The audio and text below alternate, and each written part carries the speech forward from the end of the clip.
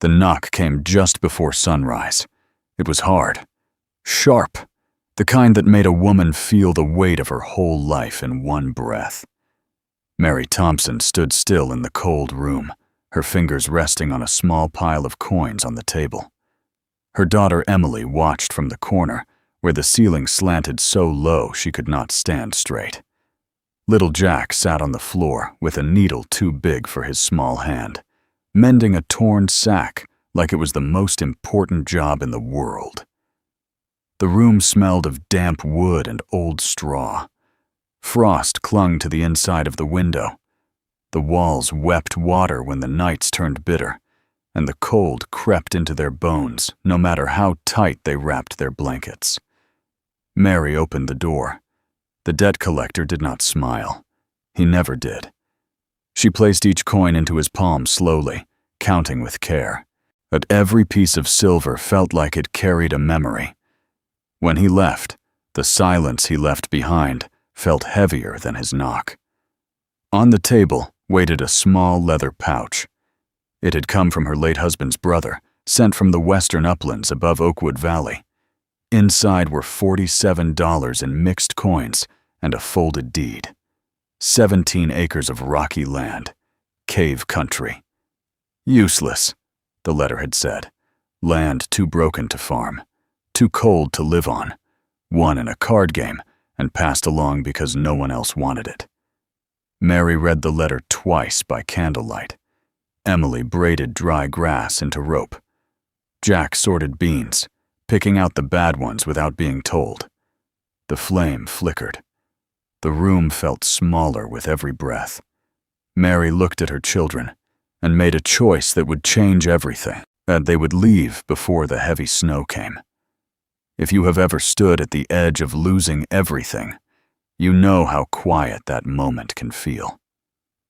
The next morning, she sold what little furniture they owned. She bought 2 wool blankets, a crosscut saw, a hatchet, seed potatoes, dried peas, cornmeal, salt pork, rope, candles, and 1 laying hen in a wicker cage. She kept her husband's tools and his surveying notebook. 3 days later, before dawn, they walked out of Oakwood Valley. No one offered to help. The townspeople watched from doorways. Some looked sorry. Some looked satisfied. The trail climbed through pine and bare birch trees. Frost cracked under their boots. Emily pulled the small handcart over roots and stones, her knuckles white, but her face steady. Jack walked beside his mother, holding the edge of her shawl. But they stopped twice a day to eat cornbread and salt pork, while the hen clucked softly inside her cage. The air grew colder the higher they climbed. On the second afternoon, they saw it. The cave opened in the side of a ridge like a giant mouth. 2 massive boulders leaned toward each other at the entrance, as if sharing a secret. Snow dusted the rocks. Wind moved through twisted trees that looked like they had fought storms for years. Mary stepped forward with a single candle. The light barely reached inside. Darkness swallowed it whole. Then she felt it. Warm air brushed against her palm. Not cold, not damp. Warm. It rose from somewhere deep inside the cave, steady and gentle, like breath from the earth itself. Mary's heart began to beat faster. She stepped inside and counted her steps carefully, as stretching her husband's measuring tape from wall to wall. The chamber was wide, tall enough to stand upright. The floor was firm, dry earth mixed with sand. At the back of the cave, she found the source, a narrow opening in the rock, a fissure breathing warm air upward in quiet waves. Snow did not drift inside the entrance. The cold stayed outside. Mary stood there for a long moment, the candle shaking slightly in her hand. This land was not useless. It was hidden. That night, they slept near the warm vent, wrapped in blankets. The wind howled outside the cave mouth, but inside the air held steady. Jack curled against her side, Emily lay awake staring at the stone ceiling. Mary did not sleep much. She imagined walls rising inside the cave, a cabin built within stone, garden beds warmed by the earth's own heat, a sheep sheltered from winter winds, food growing when the world outside froze. It sounded impossible, but she had nothing left to lose. The next morning, before the sun reached the ridge, she picked up the crosscut saw. She chose a straight pine tree and began to cut. The blade moved back and forth in steady rhythm. Sawdust gathered at her boots. Emily took the other handle without being asked. They worked together in silence. The tree trembled. Mary called out, and they stepped back. It fell with a crash that echoed across the frozen uplands. That sound was not just a tree hitting the ground. It was the first piece of a new life. Stay with me, because what Mary built inside that cave would soon make the entire town question everything they believed about strength, survival, and what useless truly means. Yet the pine tree lay heavy on the frozen ground, its scent sharp in the cold air. Mary wiped her hands on her skirt and looked at Emily. Neither of them spoke. They both knew this was only the beginning. They cut the trunk into long sections they could drag. The rope burned against their gloves as they pulled each log toward the cave. Sometimes they moved only a few feet in an hour. Sometimes the ground fought back with ice and stone. Jack gathered fallen branches for kindling, stacking them in careful bundles like small soldiers ready for duty. By the end of the first week, 12 logs rested near the cave entrance. Mary began building 6 feet inside the mouth of the cave, where the outside cold met the steady warmth from the earth. She dug deep holes for the corner posts. Her hands blistered, then hardened, and she cut notches into each log so they would lock together without nails. Emily held each beam steady while her mother worked. She learned quickly, watching the angle of every swing. Jack carried stones to brace the posts, his small boots carving a path in the dirt floor. The cabin rose slowly, one layer at a time. They sealed the cracks with moss and clay. They split cedar into shingles for the roof. Mary shaped a door from thick planks and hung it with leather straps. She cut 2 window openings and stretched oiled cloth across them to let in light. Inside, she assembled the small iron stove and guided its pipe up through a natural chimney in the rock above.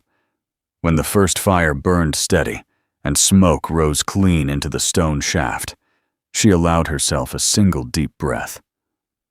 By mid-November, a small wooden cabin stood inside the cave like a ship inside a bottle. Outside, winter tightened its grip. Inside, the air stayed near 50 degrees. That was when Mary did something no one in Oakwood Valley would have believed. She built garden beds.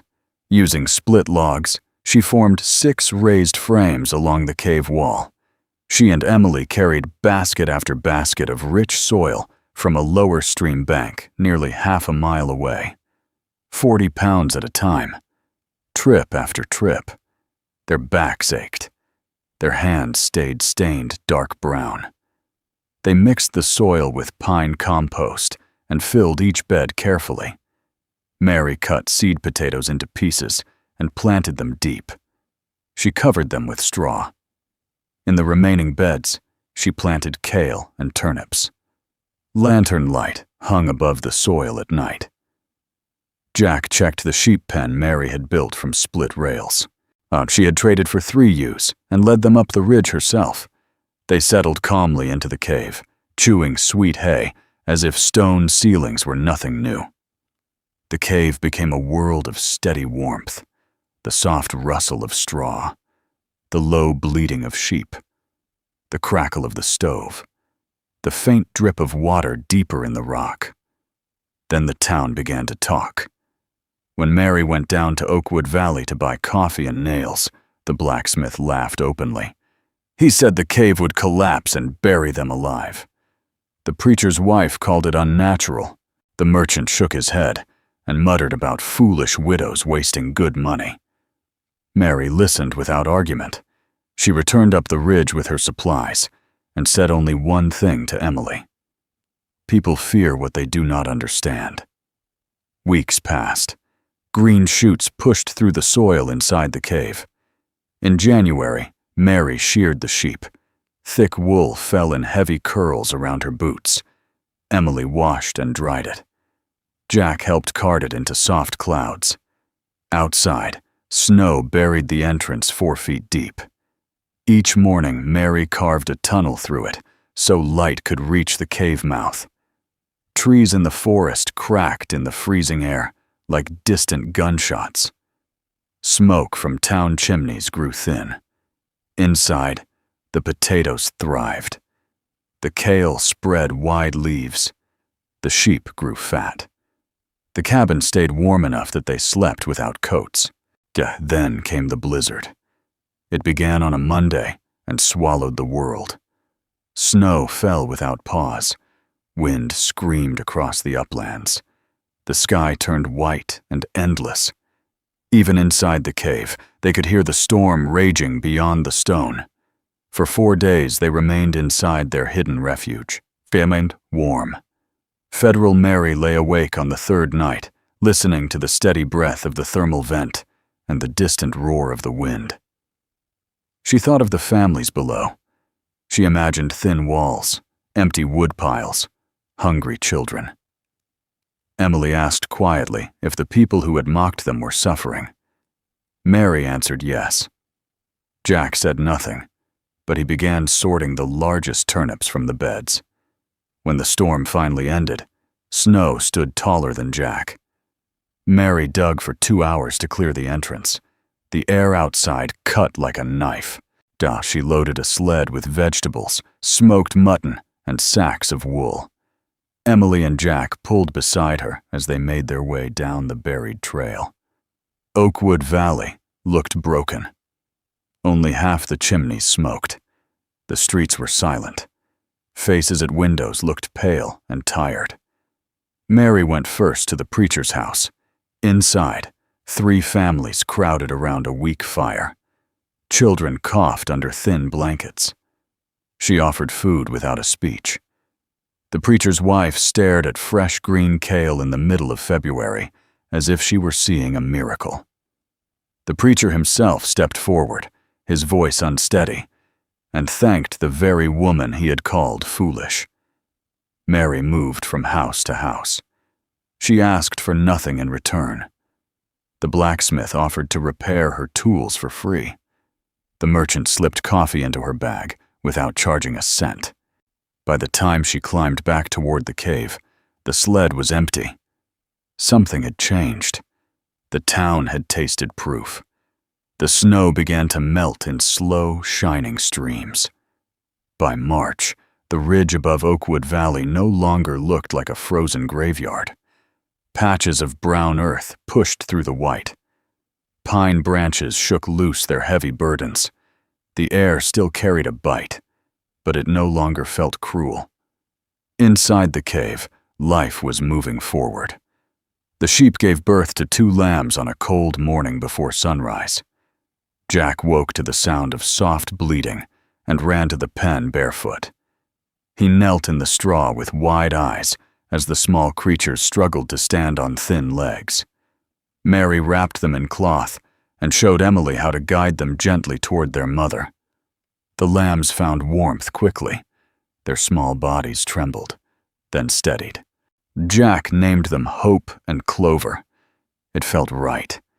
The garden beds were thick with green. Potatoes had grown strong under the steady warmth of the earth. Kale leaves spread wide and dark. Turnips swelled heavy beneath the soil. Mary harvested carefully. She replanted just as carefully. She rotated crops to keep the soil healthy. She added compost from the sheep bedding. Nothing was wasted. Every handful of earth was treated like gold. Visitors began climbing the ridge. At first, they came quietly. Curious men from town. wives who had once whispered that the cave was cursed. They stood at the entrance and stared inside at the wooden cabin standing strong within stone walls. They touched the warm air rising from the fissure. They looked at vegetables growing in winter. They ran their hands through thick wool. Mary did not boast. Doubt she did not remind them of their laughter months earlier. She simply explained how stone held heat, how airflow worked, how the earth itself could be an ally if you listened closely. Some visitors left humbled, others left inspired. A few asked if she would help them build something similar on their own land. Mary said yes. By April, green grass covered the uplands. Wild flowers pushed through the thawed soil. The sheep grazed outside during the day and returned to the cave at dusk. Emily had grown taller. Her hands were steady and strong. She could spin wool into fine yarn. She could measure angles using her father's old tools. She walked with quiet confidence. Jack no longer clung to his mother's shawl. He carried buckets of water with steady arms, but he knew the names of plants and could tell which ones healed and which ones harmed. The cave was no longer a hiding place. It was a beginning. Mary built a small barn outside for warmer months. She expanded the garden beds. She saved money from wool and early crops. She purchased 2 more sheep. Plans for a milk cow began to take shape. One evening in late April, Mary sat at the mouth of the cave as the sun lowered behind the western hills.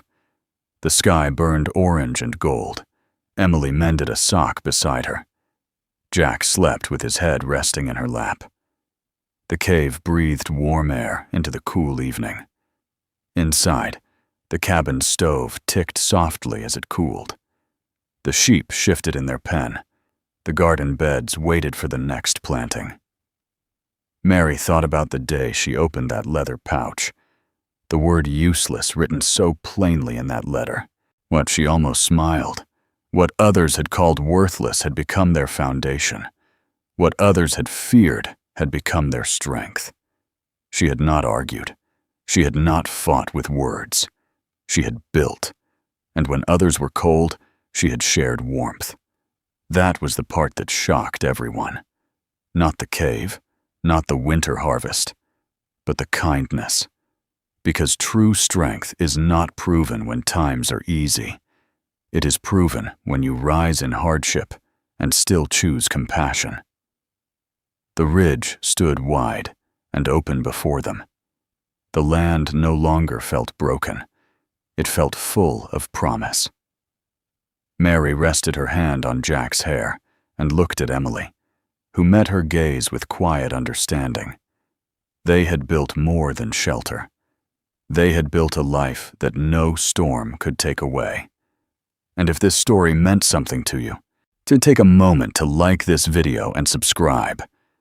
There are more stories of courage and quiet strength waiting to be told.